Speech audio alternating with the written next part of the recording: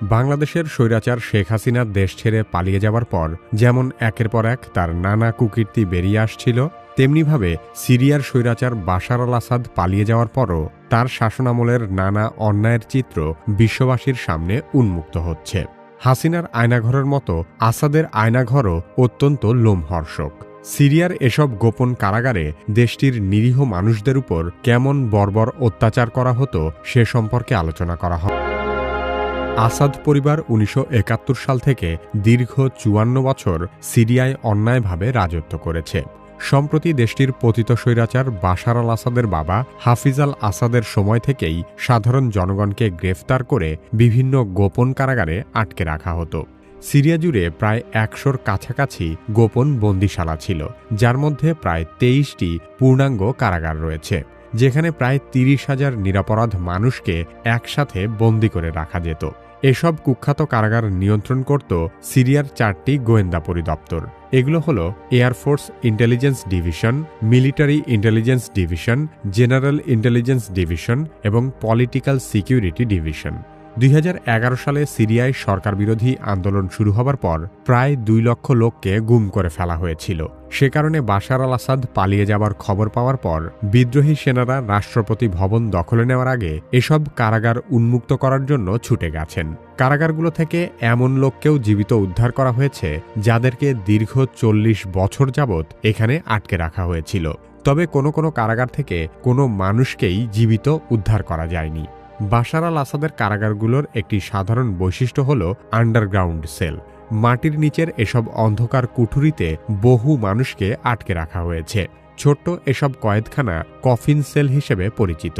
কাউকে এখানে বন্দি করা সত্যিকার অর্থে জীবন্ত কবর দিয়ে দেওয়ার চেয়েও ভয়ঙ্কর ব্যাপার, কারণ কফিন সেলগুলো এতটাই ছোট যে এখানে শোবার মতো কোনো জায়গাই নেই।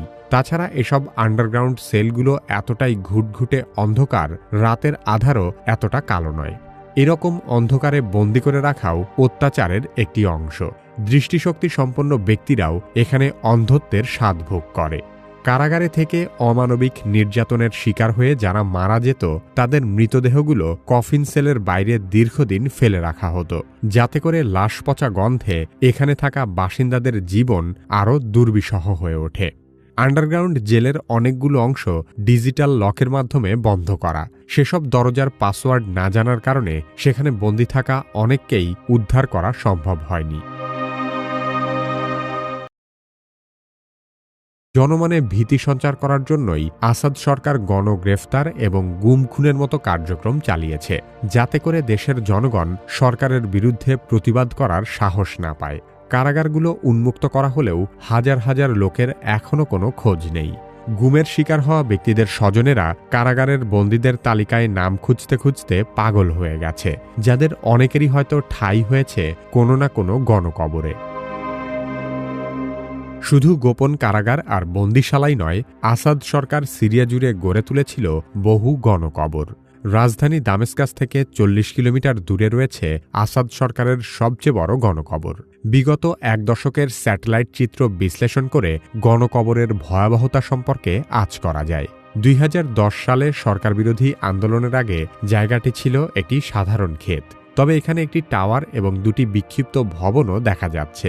২০১১ সালে আন্দোলন শুরু হওয়ার পর একটি ভবন ভেঙে ফেলে জায়গাটি পরিষ্কার করা হয়।